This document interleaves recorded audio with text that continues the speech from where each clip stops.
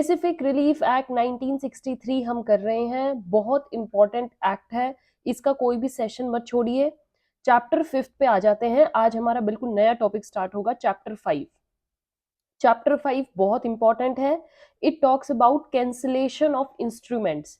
हमने last session में पढ़ा था रेक्टिफिकेशन के बारे में, है ना, रिसीशन ऑफ कॉन्ट्रैक्ट्स। रिसीशन ऑफ कॉन्ट्रैक्ट्स में कॉन्ट्रैक्ट्स का रिसीशन होता है, और आज हम पढ़ेंगे कैंसिलेशन ऑफ इंस्ट्रूमेंट्स। इंस्ट्रूमेंट्स का कैंसिलेशन होता है, कैसे एक इंस्ट्रूमेंट बन जाता है और उसको आपको अगर कैंसिल करवाना हो, उसको फिनिश करवाना हो, उसको पूरे को वॉइड दिखाना हो, तो वो कैसे होता है, वो इस सेक्शन में हम जानेंगे। ये भी एक तरीके की हमें रिलीफ मिलती है जब हम किसी इंस्ट्रूमेंट को कैंसिल करवाते हैं। Then is section 31। एक्चुअली बच्चे आपके चैप्टर 5 में 3 सेक्शन है, 31, 32, 33। आज के सेशन में हम सिर्फ कवर करेंगे सेक्शन 31। सेक्शन 31 कहता है व्हेन कैंसिलेशन में बी ऑर्डर्ड, मींस कैंसिलेशन का ऑर्डर कब दिया जाएगा, ये हम पढ़ेंगे। एक बच्चे याद रखिएगा, चैप्टर 5 आपका प्रोटेक्टिव भी है और प्रिवेंटिव भी है। ये आपको कैसा रिलीफ, कैसा जस्टिस देता है। प्रोटेक्टिव मींस आपको कहीं ना कहीं प्रोटेक्ट करता है, प्लस प्रिवेंटिव डैमेज होने से भी प्रिवेंट करता है। ऑलराइट, और जब आप इस चैप्टर को करेंगे, इसको रिलेट विद चैप्टर 3 करके पढ़ना है, right. So let's start our section 31। Section 31 again I am writing, pre में भी आया है, मेंस में भी आया है।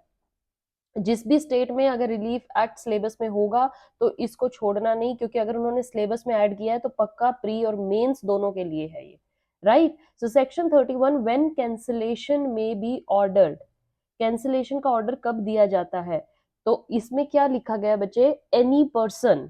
First thing is any person. Any person means कोई भी व्यक्ति, माइनर हो वो भी, ठीक है।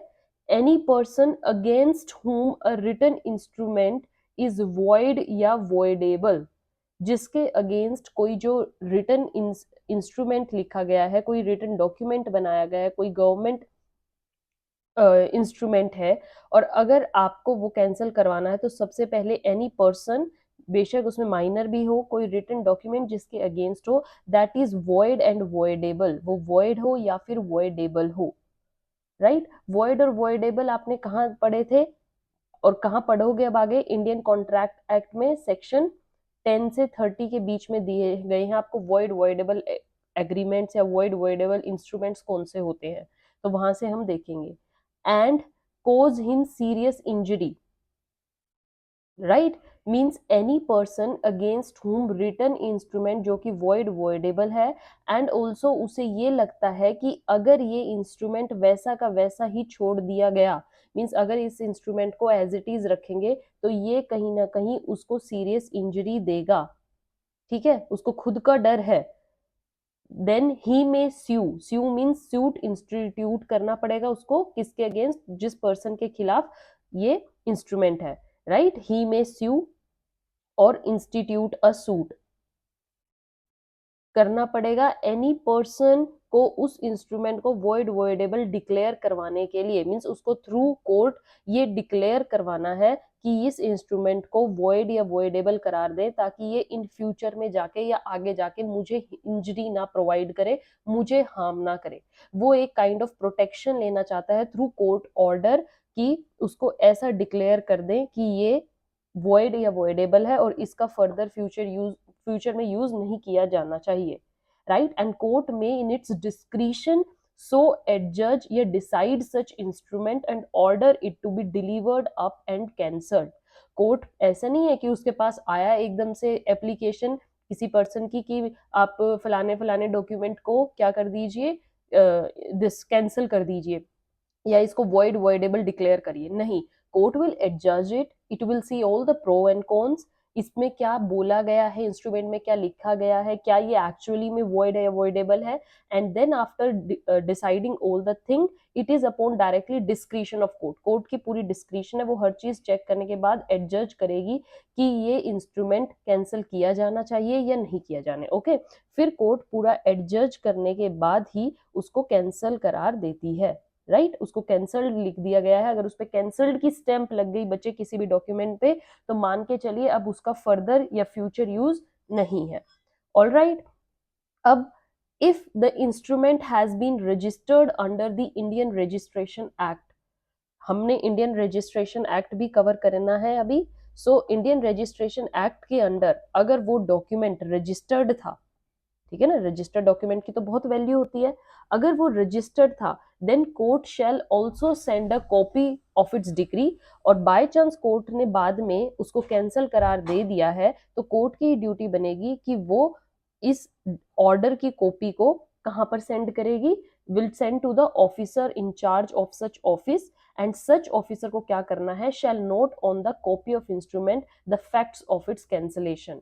वो अपने रजिस्टर में जहां पे भी वो रजिस्ट्रेशन हुआ है डॉक्यूमेंट का, उसके सामने सारे रीजंस एंड फैक्ट्स लिख देंगे कि अब ये पर्टिकुलर डॉक्यूमेंट क्या है, कैंसल्ड है, और कैंसल्ड क्यों है उसके भी रीजंस लिख देगा। राइट इसका मतलब कि कोर्ट के ऑर्डर के बाद वो जहां जहां पे भी उस डॉक्यूमेंट को रजिस्टर्ड करवाया गया है वहां वहां भी उसके कैंसिलेशन होने का प्रूफ दिया जाएगा। और उस प्रूफ के बेसिस पे जिस भी ऑफिस में, जैसे अभी हमने रजिस्ट्रेशन का एग्जांपल लिया है, यहाँ होगा तो वहां पे उसको कैंसिल लिख दिया जाएगा। ऑल राइट मतलब person is secure from all the sides. That's why मैंने स्टार्टिंग में बोला था ये एक तरीके का प्रोटेक्टिव भी और प्रिवेंटिव भी रिलीफ है। दोनों काइंड का रिलीफ है, पर्सन को हर एंगल से हर डायरेक्शन से सेव करके चलता है। राइट अब हम एक बहुत बढ़िया से एग्जांपल देखेंगे ताकि आपको समझ में पूरा कॉन्सेप्ट इजीली आ जाए। देखिए बिल्कुल ध्यान से सुनना है क्या है। सपोज कीजिए ए के पास एक शिप है, राइट शिप है, शिप कुछ इस प्रकार से बना देते हैं ताकि पर्सन को पता लग जाए। राइट देन ए के पास ये शिप है और ये एक्स इंश्योरेंस कंपनी के पास जाता है और कंपनी को फ्रॉडुलेंटली रिप्रेजेंट कराता है कि मेरी शिप परफेक्ट कंडीशन में है और एक वोवेज के लिए इसका इंश्योरेंस करवाना है। राइट कोई एक्स इंश्योरेंस कंपनी है, यहाँ गया है, इसको बोल दिया ये मेरी शिप है, आप ये कंडीशन इसकी बहुत गुड है, जबकि फ्रॉडुलेंटली दिखाया वो गुड कंडीशन में नहीं थी। और वो जाके कंपनी को क्या कहता है, that I want to take insurance for a particular voyage. Voyage बोलते हैं बच्चे एक जर्नी को, राइट उसको एक जर्नी कवर करनी है, उस जर्नी के लिए वो इंश्योरेंस क्लेम कर रहा है। ओके तो कंपनी में एक एम्प्लॉय को पता लगता है बाद में कि ए ने फ्रॉड किया है। राइट कंपनी के एक एम्प्लॉय को पता लग जाता है और शिप गुड कंडीशन में नहीं है, सच तो सामने आना ही था। अब एक्स के पास राइट है कि उस रिटर्न, एक्स किस इंश्योरेंस कंपनी के पास राइट है कि वो जो रिटर्न इंस्ट्रूमेंट बना था, इंस्ट्रूमेंट ऑफ व्हाट, इंश्योरेंस का, दोनों पार्टीज के बीच में कॉन्ट्रैक्ट हुआ था ना, तो वो जो इंस्ट्रूमेंट बना था उस इंस्ट्रूमेंट को कैंसिल करवाने का under section 31 of specific relief act. समझ में आया कि कब ये सेक्शन यूज में आता है, जब किसी पर्सन के साथ फ्रॉड हुआ हो और उसको लगता है कि इन फ्यूचर में जाके अगर मैंने अभी स्टेप नहीं लिया तो ये फ्यूचर में जाके मुझे इंजरी देगा, मेरा ही खुद का लॉस है। By chance x insurance company step नहीं उठाती तो उसको तो इंश्योरेंस फुलफिल करना पड़ता ना, उसको पैसा देना पड़ता, और जबकि ए तो एक तरीके से फ्रॉड कर रहा था। That's why x insurance company ने टाइम रहते रहते स्टेप ले लिया और वो कैंसिल करवाने के लिए गई under section 31 in the court. तो सेक्शन 31 में रिलीफ बिफोर एनी वायलेशन होने से पहले या एक्चुअल इंजरी होने से पहले ही आपको लेना पड़ेगा। अगर इंजरी हो गई मतलब बाय चांस इंश्योरेंस का टाइम आ गया और इंश्योरेंस देने का टाइम है, उस टाइम पे एक्स स्टेप नहीं ले सकती, इसने हमारे साथ फ्रॉड किया था। नो, आपको पहले ही रिलीफ क्लेम करना है जब आपको सिचुएशन का पता लग गया। All right, so this is about your section 31. Section 31 is in itself a very important concept. आपकी डेली लाइफ में भी यूज होगा and as a law student आपको पता होना चाहिए कि हमारे लॉ के अंदर क्या रिलीफ हमें गिवन है। अगर कल हमारे साथ कोई फ्रॉड होता है तो हम क्या रिलीफ यूज कर सकते हैं, कोर्ट में हम किस सेक्शन के अंडर जाके क्लेम कर सकते हैं। Right so section 31 is over from my side. In next session we will do remaining 2 sections of this chapter. Chapter 5 is in itself a very important thing. Okay बच्चे, इसके example और कीजिएगा and keep learning, keep following, keep watching. Till then have a good day. Thank you.